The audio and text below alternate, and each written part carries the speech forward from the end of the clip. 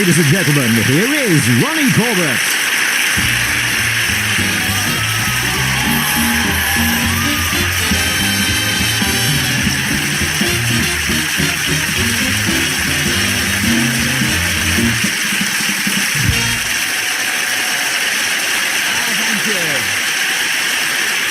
Thank you very much. Thank you very much. How very sweet. You don't think the trousers are too much, do you? Rupert Bear's cast-offs. I actually wanted a tartan jacket as well, but Anne said it was a waste of a perfectly good handkerchief. You've got to be very careful. You know, my size, if I'm all tartan, I tend to look like a thermos flask, but... People wondering how this all happens, how I happen to be here tonight, how it came to pass. Well, I'll tell you what happens. The producer, Paul Lewis, very, very, very important man. He's not here at the moment. He's gone down the road to get me a sandwich. But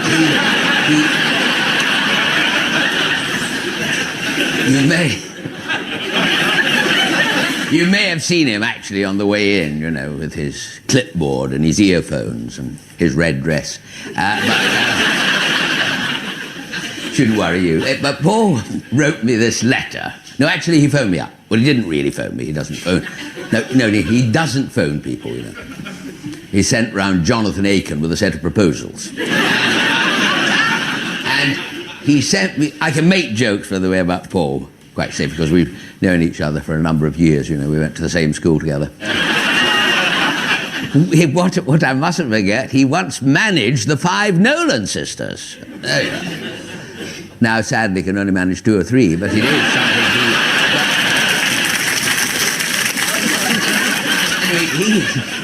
He wrote me this. I know what I was going to tell you, because he wrote me this letter. And I remember the day very clearly when the letter arrived. It was the one day of the year when Allied Carpets were not having a sale. He said, he wrote me this, and he wrote it, addressed it to me on my proper style and title. You're not Ronnie Corbett, the show. Ronald Gervais Courtney de Corbett, 14th Earl of Musselburgh and Queen's Champion. The title's not been mentioned in the handout, the court circular, but it was mentioned in the handout at Tesco's the other day when I most graciously opened the new bacon counter, which I received a few quid and half a pig's head, which my wife, the Lady Marchioness, refused to cook. So it was still smiling. Well, sort of half smiling. Anyway, so that is how it all came to pass, and that's how I'm here. And we've received some rather lovely messages, which I'm sure you might like to hear. Very warming, welcoming. Their best wishes for your show tonight. If you're not the finest comedian in the country, I'm a Dutchman. Signed Hans van Gelder of Amsterdam. Anyway, we did invite Eric Cantona, and he replied, "As the salmon leaps from the river, so the fisherman's boots fill with water." Now, we're not really sure if that is a yes or a no. Ian McCaskill said he'd be sweeping in from the north and arriving in the southeast by late Sunday, which is very nice. My dear mate Dan LaRue can't be here either, but he left a very kind message with a name and address at the door, and a very nice dress it is too. I've had this other one saying, "Best wishes for the show. Hope it's not going to contain the usual references to your diminutive stature and lack of inches. Come off it, you're no different for the rest of us." Dudley Moore in Hollywood. No, he said that because I've been working with Dudley on a film just recently, and I played the very demanding role of Dolly Parton's chiropodist. So I was working in the dark to a large extent. But the real thrill for me was at the end of Picture Party, because they had a little band there, a little trio, and I managed to have a dance with Dolly, which was very lovely. And not only could I not see where I was going, I couldn't hear the band. How lovely to see you. Lovely to see you. I was wondering how you got started. How I got started? it's very nice of you to ask that question, because it is in this business, one of the great things, we move about, we meet new friends everywhere we go. You bump into people, don't you? People always come up and say, get out of the way, or... People always do say to me, what made you decide to become a comedian? Which is what I am. I always mention that just in case, Might be some foreigners, who might think I'm a glove puppet. I originally started in a church youth club, really. That's how we were, in an amateur church youth club. But at the time I was doing some ballet training. My mother wanted me to be a ballet dancer. That was the... but that all went... I went to the Marjorie Middle School in Edinburgh, but that all went wrong. Because it got to a stage, as there still is, I think, in ballet training, you get to your elementary, get to your advanced, they gave you your first pair of tights. And that's when it all went wrong, because I was a little bit nervous, a bit self-conscious, so I decided to take my tights home and try them on, in the privacy of my house, Put my leg on the mantelpiece and the dog went for me.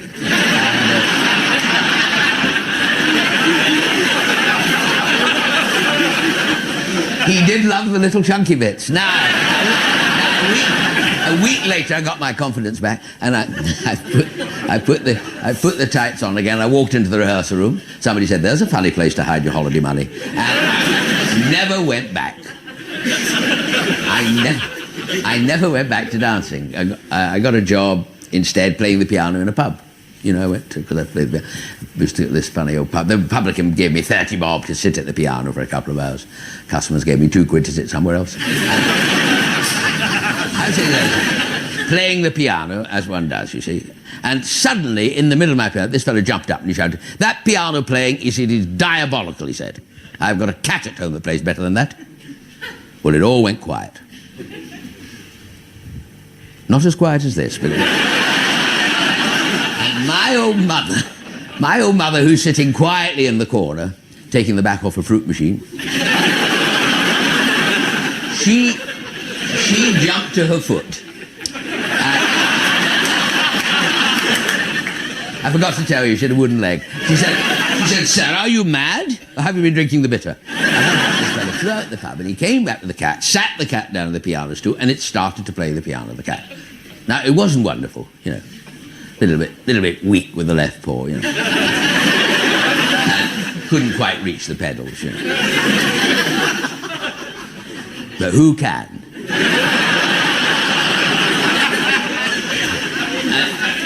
After he finished playing, the cat finished playing, the fellow went up to the public and said, "I'll tell you something else." He said, "The cat not only played that music, but it composed it." The public said, "That's fantastic," he said. "You ought to have it orchestrated." The cat was up off that stool and over. So thank you very much. I once went for a job on a building site, and the foreman said to me, "Can you make a cup of tea?" He said. I said, "Yes." He said, "Can you drive a forklift truck?" I said, "Christ, how big's the teapot?" When I was working at this pub, I worked in the pub, but I did a lot of odd jobs in between, I was a lumberjack on a mushroom farm for a while. I played a few holes the other day at a strange golf course. I had my big golfing cap on. The greenkeeper rushed out and said, "These bloody mushrooms are early this year." Well, my dear sir, Bruce, how lovely to see you. I'm so glad you mentioned golf, because you're always such a pleasure to play with. You really are. But tell me, have you ever been, because the game does exasperate us all, but have you ever got in such deep, desperation that you've got your clubs and you've thrown them in the lake at Wisley? I know you did it once, because I found them when I was looking for mine. But the game does get you niggled. It does get you a bit mad. It does get you wild. It's one of those games. Well, I tried not... the other... And it got... Oh, dear. It got Anne mad the other night. Really? Oh, dear. 11:45 the other night, Anne went... She shouted... 11:45 she shouted, "Golf, golf, golf," she said. "All you ever think about is bloody golf," she said, like that. Frightened the life out of me. You don't expect to meet anybody on the 14th green at that time of night.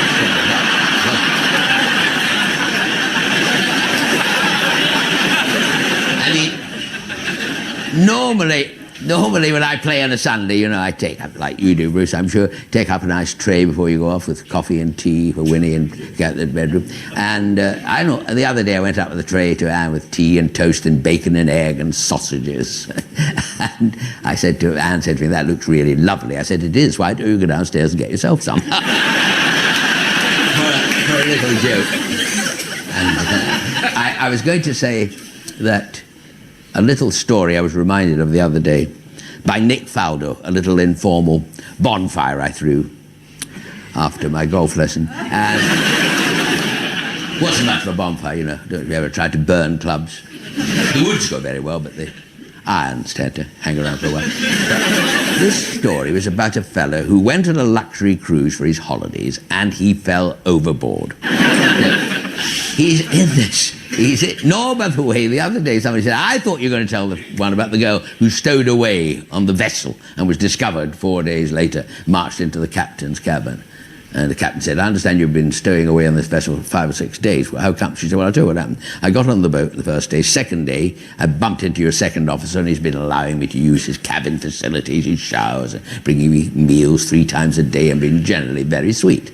And the captain said, anything else? She said, I have to be honest. He has been taking advantage of me. And the captain said, taking advantage of you? He said, I'll say, as this is the Isle of Wight ferry. But it isn't that one. But this story features this chap on this luxury cruiser, and he's on A deck practicing leapfrog for the sports competition. And he makes a giant leap over a widow from Huddersfield. He goes straight over the edge into the water. The moment he hits the water, he thinks, I'm drowning. Well, you would, wouldn't you? And his whole life flashes in front of him. And it's not till he gets his affair with Kim Basinger he realises he's watching the wrong life. So there he is, swimming about on his own. And, well, you would be, wouldn't you? You would bump into a lot of people. How kind of you to drop in, you know. Drink up, there's plenty here. So there he is. And he's swimming about, and he's thinking of his friends back home, his house in the Cotswolds, his friends at the Polo Club, his sons William and Harry, he's thinking of the wrong damn life again. And in the distance, he sees this desert island, palm trees waving, it's miles away, and he decides to swim for it. It's miles. Swims, and he swims, and he eventually reaches it. He falls fast asleep on the beach. And when he wakens up, there is this huge man, king of the Cannibal Islands, you know, looking down at him. You know. And for a nightmare moment, he sees himself in the missionary position, out here in boiling water. And he looks up and says, I'm terribly sorry. He said, I didn't realise this was private property. And the native chief said to him, don't worry, old boy, there's absolutely no problem at all. He said, can we entertain you in some way? Would you like a little fresh gin with some fresh limes, or a little curried octopus in coconut milk, or perhaps one of our lovely maidens can sit. He said, wait a minute. He said, I'm terribly. He said, oh, very lovely, oh, very welcome, all these invitations, but what really puzzles me is, where did you learn to speak such beautiful English? And the native chief said to him, well, so I'm going to be absolutely frank, I picked it up off the shortwave radio, he said.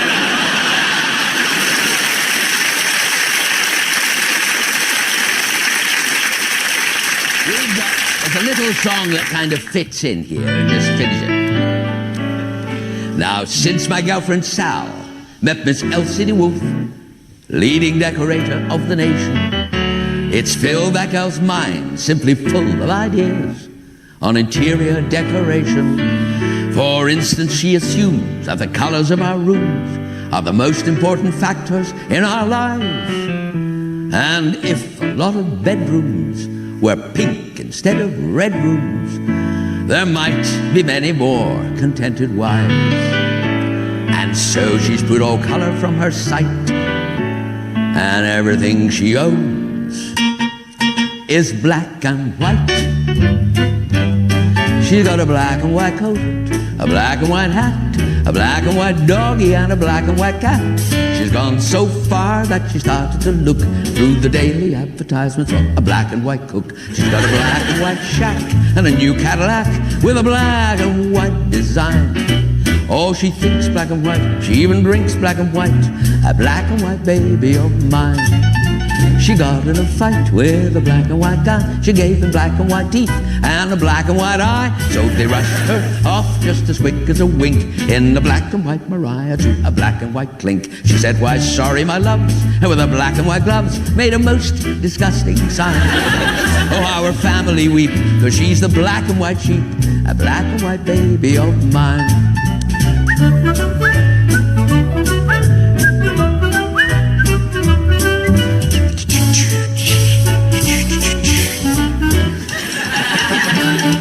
She got a black and white hat with a black and white design. Oh, she thinks black and white, she even drinks black and white, that black and white baby of mine. Oh yeah, that black and white baby of mine. And that's that. Yeah.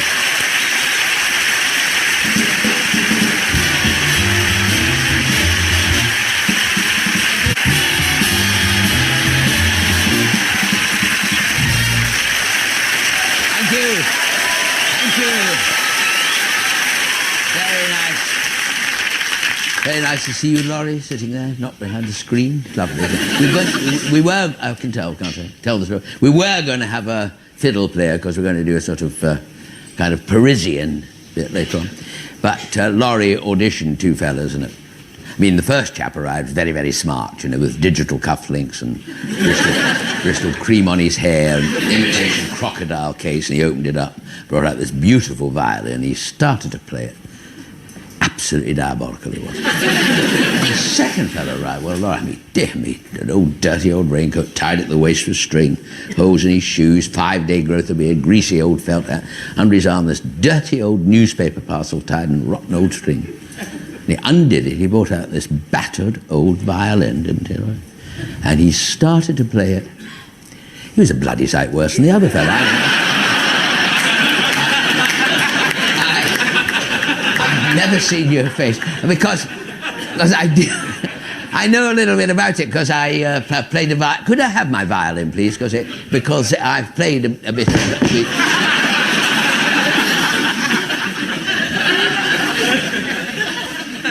Didn't think the first part went that badly, did it?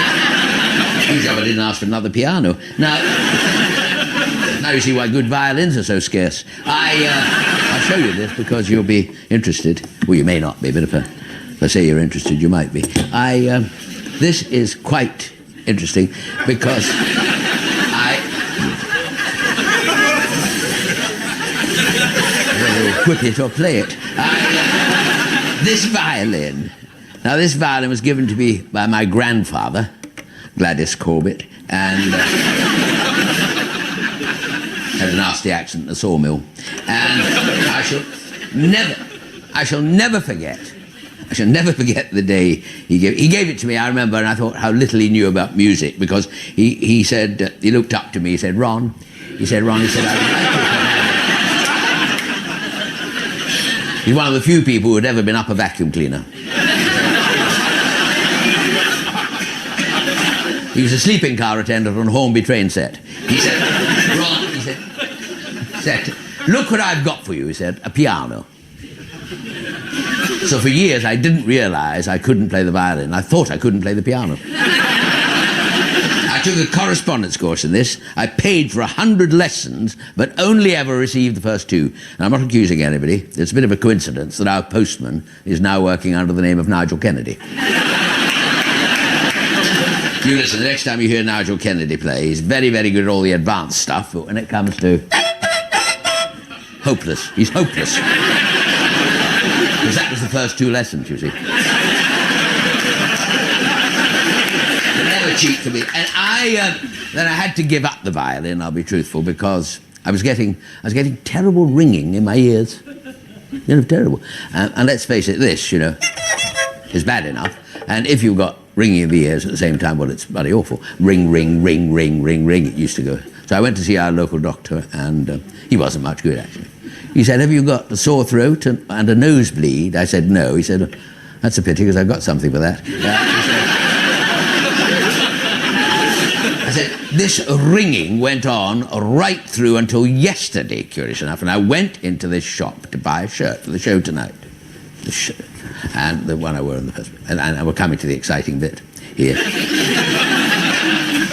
Not before time, you say. Anyway, no, we're coming to the exciting bit. I went over to the shirt counter and I said, excuse me, oh, sorry, no, I didn't I didn't have the violin, sorry. Well, it's funny going into a shirt shop and going like that with a violin. I said, excuse me, that's it. Something makes sense. Excuse me, I said, just you try going to the shop tomorrow. Say, excuse me. Excuse me, I said. I'd like to buy a couple of shirts, if you don't mind. He said, yes, sir. He said, is it a 15 neck? I said, no, 14. He said, no, sir, I think you'll find it's a 15 neck. I said, I'm sorry, 14, it has always been a 14. He said, do you get ringing in your ears? He said, yes, you want a 15 neck. So there you are. So I put this back in there.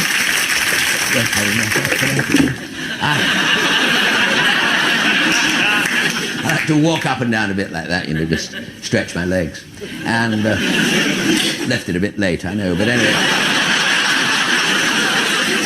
Yeah, Ronald, yes. you and I were in a film together in 1959. Yes. Rockets Galore, do you remember this? That's right. Yes, we made it on the Isle of Barra. Yes. And more recently, you've been in a film called Fierce Creatures. Yes, I have, that's right. What have you been doing between?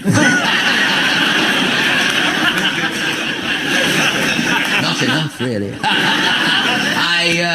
I did No Sex, Please, We're British, and of course we toured the play, didn't we? And yeah. We had that lovely time. But the film that people don't really remember a lot about, I got into this, it was most odd. I was in the Stork Club years ago in Swallow Street when Al Burnett, who ran it, used to have auditions on Sunday night, and I'd done a bit of a show there, and I met Terry Thomas, who was a huge, big star.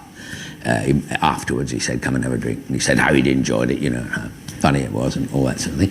And a couple of weeks later, it's true, I was driving down Tottenham Court Road in the days you could drive down it, so that's how long ago it was. It wasn't one way then. I was overtaken by a cab. Madly waving figure in this cab was Terry Thomas, saying pull over, you know, slow down, pull over. So I did, and Terry got out his taxi and he said, it's amazing, just seeing you like this is just the most amazing coincidence. He said, I'm about to make a film. He said, to be directed by a friend of mine, Bob Day. And I thought, I've just seen you, and it's just sparked off an idea, you know. You're so right for the part. I mean, right up your street. So get in touch. Here's his number, and give him a tinkle tomorrow. Old Sport, I think he said, is at the end of that. And off he went in his taxi. See, well, the next day I was round at Bob Day's office. I'm ushered into this plush producer's office, and there is Bob Day. And he is charm itself, and he says he's heard all about it from Terry, and you know, he's met me, he's sure Terry's absolutely right, and there's this part, and this, anyway. And this film is a romantic comedy. It's set in Gibraltar, the Rock itself with all its traditions, and filming in March. And you'll like it. You'll love the costume. It's, you know, it might be a little bit tight and a bit hot, but, you know. So how would you like to play the part of one of the Barbary apes? And, he said, the head will come off and you can speak now and again, you know. And the joke is, of course, I did it. And only I can tell which one is me. I'm the one who's just a little bit more fastidious about where he puts his nuts. And that's how I know it.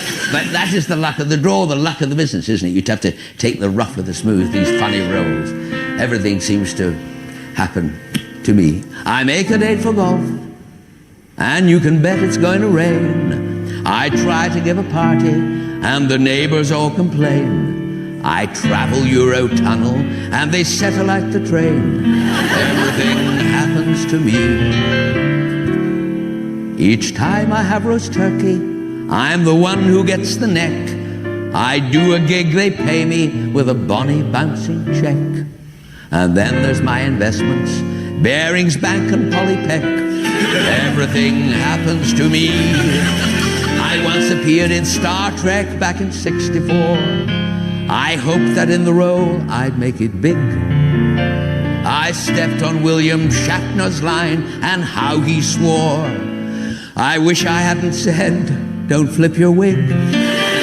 I go out for a stroll, and birdies decorate my hat. I go away on holiday, and burglars strip my flat. I guess it's all my fault for walking under that black cat. Everything happens to me. My love life has been utterly regrettable, but nonetheless I've always persevered. My one blind date was truly unforgettable, for on that night Anne Widdecombe appeared. My dreams are always ending with a whimper, not a bang.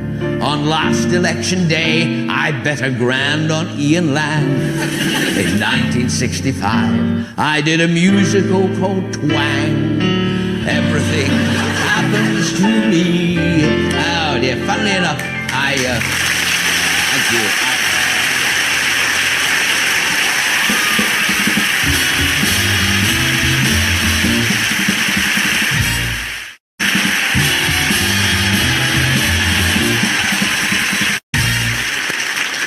So, Ron, it's lovely to see you. Nice to see you, my dear sir. Thank you very much. It's going very well. It's going very well. I was going to ask you, Yes. who was the nicest person you ever worked with?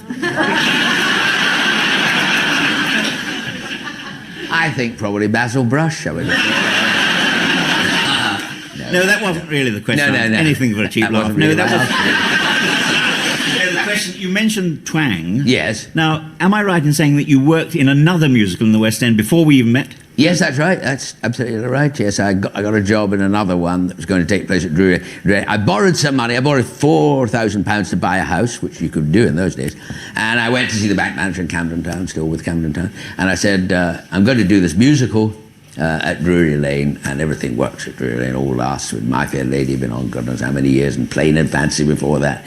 And can you lend me this money because I'm in the show at Drury Lane? And he did, and the show I did lasted 9 weeks. So, but it was nevertheless fun, and it wasn't all that disaster. But it was Bob Monkhouse and Dennis Quilly played the Antipholus, and I played one of the Dromios, and it was a job finding somebody of similar stature, if I might, bold enough to use that word, as me. And they did eventually find Sonny Farrer, darling Sonny Farrer, who was about the same bill, but not quite my contemporary, but he was really lovely, and he was a variety act. And I always remember that in the second week of the run, we did a gala performance at the Royal Opera House, Covent Garden, one of these wonderful, expensive matinees with a very posh, shiny programme with the tassels top and bottom. And you opened up the page, and there on the first page was item 6, the Pas de Deux from Raymonde, danced by Margot Fontaine and Rudolf Nureyev. And item 8, an extract from The Marriage of Figaro, sung by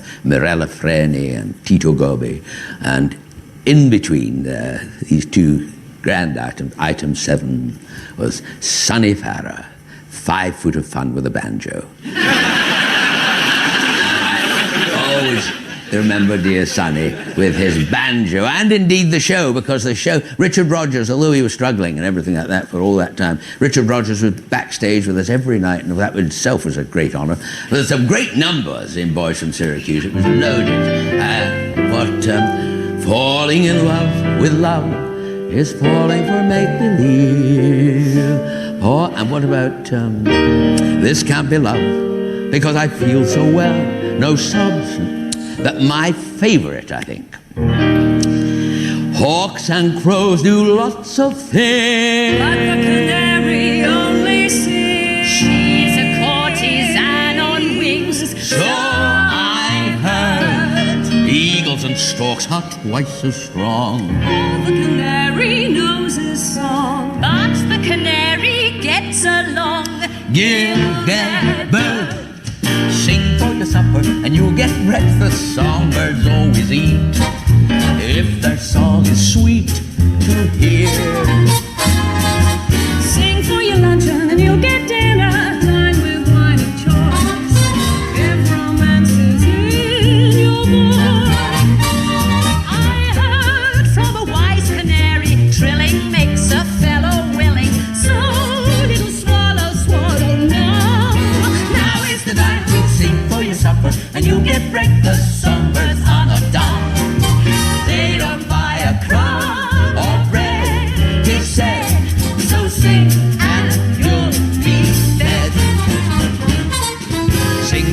supper and you get breakfast. Songbirds always eat if their song is sweet to hear. Sing for your lunch and you get dinner. Dine with wine of choice if romance is in your voice. I heard from a wise canary trilling, makes you so little swallow, swallow now. Now is the time to sing for your supper and you get breakfast. Songbirds are not dumb. They don't buy a crumb or bread is said. So sing and you'll be fed. Sing for your supper and you'll get breakfast. Songbirds always eat if the song is sweet to hear. Sing for your lunch and you'll get dinner. Dine with wine and soy if romance is in your voice. Makes a fellow willing. So little swallow, swallow now. Now is the time to swing for your supper and you'll get breakfast. Songbirds are not dumb. You don't have to buy a crumb of bread, a spoon of bread, just take his bread. You don't have to buy even a crumb of bread. This said, you'll be fed if you sing. Do-do-do-do-do-do-do-do. That's so sing and you'll be fed.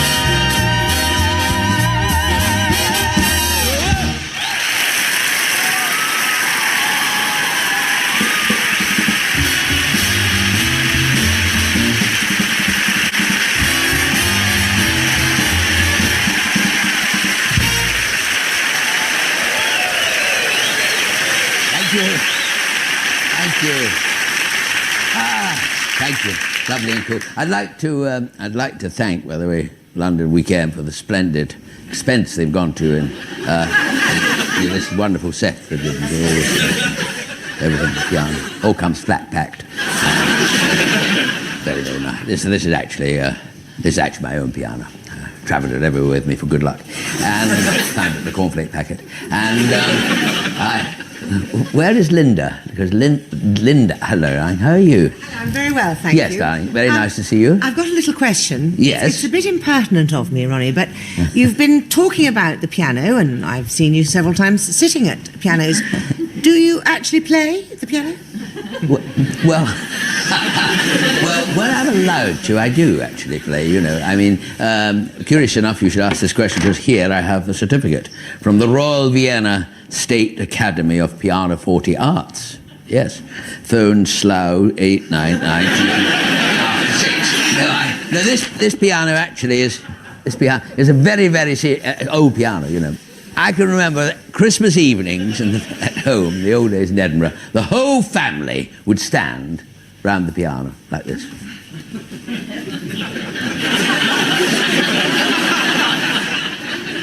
Wishing that one of us could play it, you know. Then my father would give us a tune on the comb and paper. He's wonderful on the comb and paper, my dad. On a good night, you couldn't see across the room for dandruff. He was very, very fond of Tchaikovsky, my dad. And Tchaikovsky got married, and that was the end of it. To see each other again, so that was it. But I always hope to play, you know, if I do well, that somebody will give me permission to actually play Ronnie. on the stage. Ronnie. Magnus. Never mind the piano. I've always been wanting to ask you, because I seem to remember you used to do a turn with a chair. Yes, I seem to remember that. A bit like me. Yes. I was given my chair at the end of my series. What happened to your chair? Pass. I don't know what happened to it. Some miniature replicas of mine are available in Ronnie Barker's shop in Chipping Norton. By the way, this phone here, you might be wondering about this. This phone here is very unusual. It's so that Paul Lewis, you know, the producer I was telling you about, can get in touch with me at any time rather than stop the show. It's all going. Oh, there we are. Yes. Hello? Yes, well, I am getting on with it. What? It's all going very well. What? What do you mean? Oh, yes. I can't speak for long. I've got some people here. Now, yes. Yes, oh, good. Thank you. Okay. He's very sweet, he actually is very sweet, because yesterday we were in here rehearsing and he said, pop upstairs to the bar, the club up there, and I have a drink, and I went up there, and there he was, standing, chatting to the hat stand, and he doesn't see very well, and neither do I bought them both a drink, but it was... He has very sweetly left me the cigar and the thing, just to make me feel, that I'm welcome here, which is very nice. And one of the nice things that happens with... Hello? Yeah? Oh, yeah, sorry. One of the nice things that... One of the...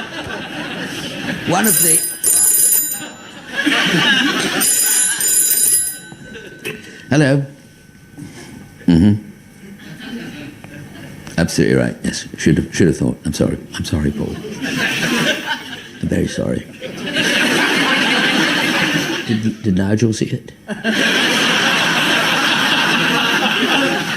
Yes, right, okay.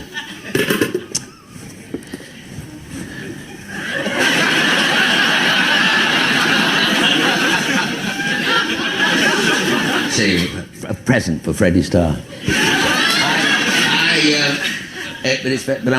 However, I am going to have a glass of wine. That is certainly something I will...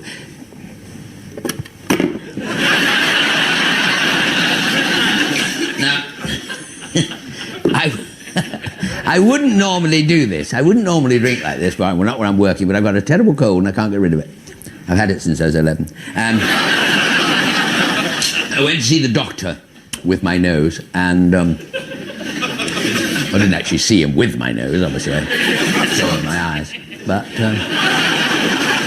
I happened to have my nose with me at the time. And he said, I'm going to give you a vapor rub. I said, will it clear my chest? He said, it might bloody well clear London weekend television. So, and he gave me some tablets. He saw me the other. He said to me, have you taken the tablets? I said, you mean the tablet? The big white one. Oh, he said, oh my God, you've swallowed the box. He said, will it do me any harm? I said, he said, not unless the lid comes off. He's very, very sweet doctor, and he's more than a doctor, he's holistic. He looks after, wonderful words about children. He said, if you can get your children, for example, to run 3 miles every morning and 3 miles every evening, by the end of the week, they could be 42 miles away.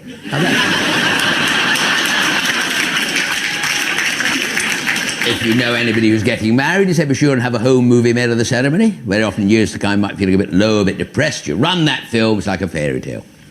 Particularly if you run it backwards, because that way you end up single. But I have to say, on my way out of the consulting room, later on in the afternoon, I bumped into a friend from the golf club who came up. He said, looking very depressed. I said, you look very upset. He said, well, I'm not surprised. He said, I've just been diagnosed a kleptomaniac, he said, hanging his head in shame and plunging his hands deep into my pockets. I said, what did the doctor say? Well, he said he's going to give me some tablets, he said, and if they don't work, could I get him a CD player? Frank, where is Frank Skinner? Frank, dear sir. How Ronnie. Thank you very much for coming, by the way. Oh, it's my pleasure. I've been watching you on telly since I was about your size.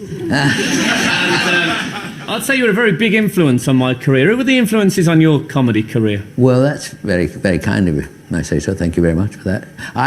Well, in Scotland, I used to watch a wonderful comedian called Dave Willis, who was a little kind of funny, eccentric. Then when I came down to London, the London Palladium was its heyday of vaudeville, so all the Hopes and the Bennies and Martin Lewis and Johnny Carson, they were all coming over then. So they were the great talkers.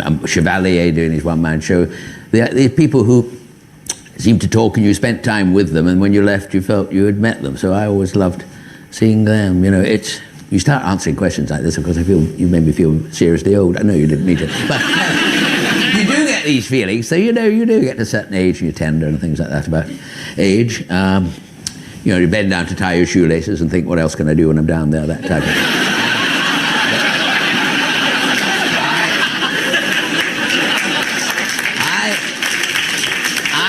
my senior citizen's rail card 2 weeks ago, and the rather embarrassing thing about it is that the week before I was travelling half fare. One of my daughters, she came home the other night with someone from another planet. You know. He obviously tried to take on human form, you know. Failed. He was half man, half sofa. She said his name was Peter and he was training to be a doctor. Well, he didn't look bright enough to be a patient for me. Anne and I were very calm about it. Very, very, very. We said, tell him, darling, we are earthlings, we said. We mean him no harm, we said. Now take him back to where you found him and try not to get any on your shoes. I'll put this down. I had a friend. I've had enough of that. I had a friend who got involved in a National Health... He was in a National Health Service hospital, this fellow. And he got involved in the National Health Service Improvement Scheme. He was in... This particular day, he went out of the ward to post a letter, you know, in his pyjamas and his dressing gown. Went down the road to post a letter. When he came back, the hospital was closed. They were going to close it earlier, but they were waiting for the Queen to come and open it. He's in this, and he's in his outfit with the pyjamas and the dressing gown and the slippers, and he's got his, you know, portable Lucozade, you know, the plastic bag, you know, on the wheels, and he's rushing down. He said, I must get to the pub, I don't wish to miss the darts match, he said. The hemorrhoids are playing the paranoids, he said. By the way, if you're surprised by my use of medical terms, my knowledge of them, I come from a long line of doctors, very short doctors, mostly specialists in the kneecap area. Except my old Uncle Arthur, old Lofty, who was a gynecologist. Anyway, he's rushing down the pub like this with his thing like this. Strange story, I know, but strange things do happen. Who would have thought that one day they'd have a man in space and put Jeremy Beadle on television? So they got it the wrong way around. But anyway, he's rushing in. And he gets to the pub and he's standing at the pub like this, he's waiting for him. And the publican comes up, standing there. He said, can I get you that? He said, yes, I'll have a triple scotch, please. So. Got the triple scotch in his hand. He said, strictly speaking, you know, with what I've got, I shouldn't be having this. Publican said, what have you got? He said, 20p.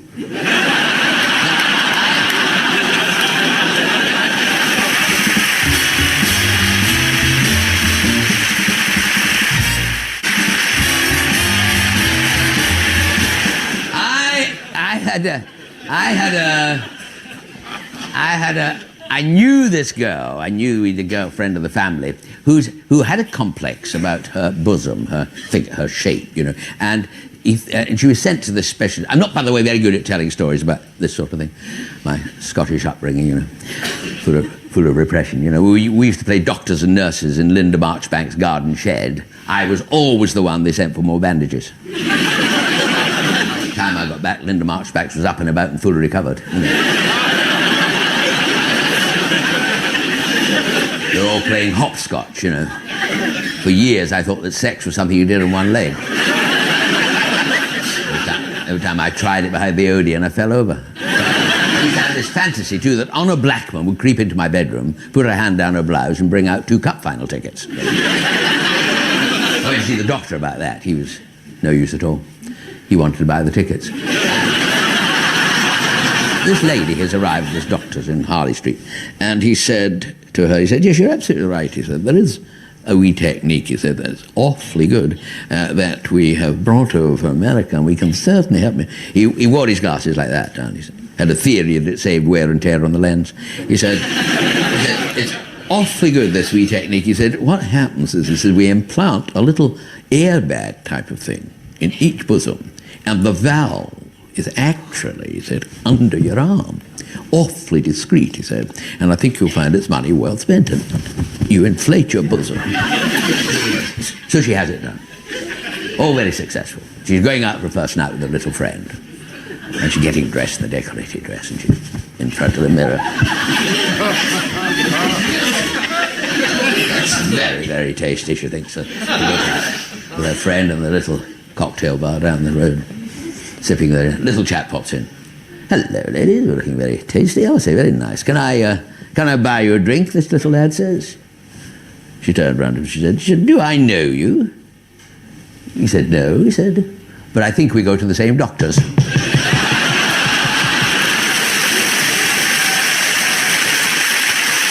you.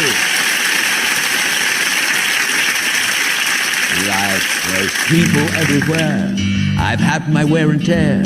But what might shock the Western world, I don't even care. It's the only way to go. It's the only dream I know. I'm contented just to be uncomplicated me.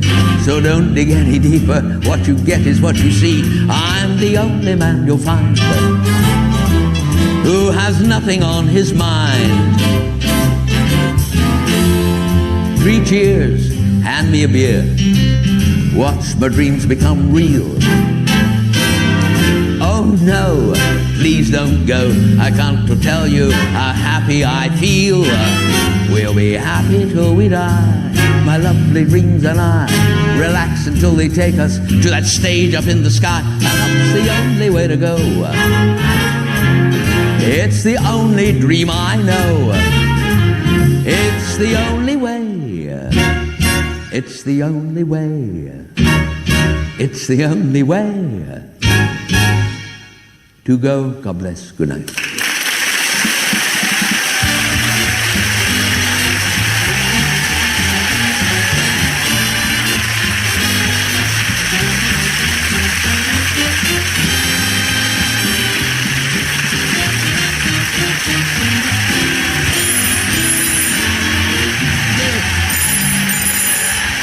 Thank you very much.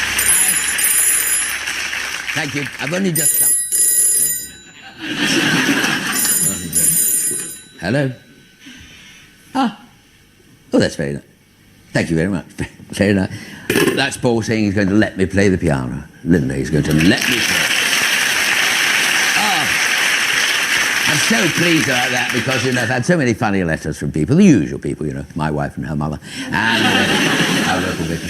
And so I'm really pleased. It's going to be a great film. And he said if it works really well, I'll be able to stay on and do a couple more stories and that. So it's very, very, very lovely. The only thing that is worrying me is I don't want to crease this suit because I'm booked to stand on a wedding cake tomorrow. So I will play, Laurie, and if it all goes well, stay on and we're going to do a little bit more. I will play Send in the Clowns if you like. Right.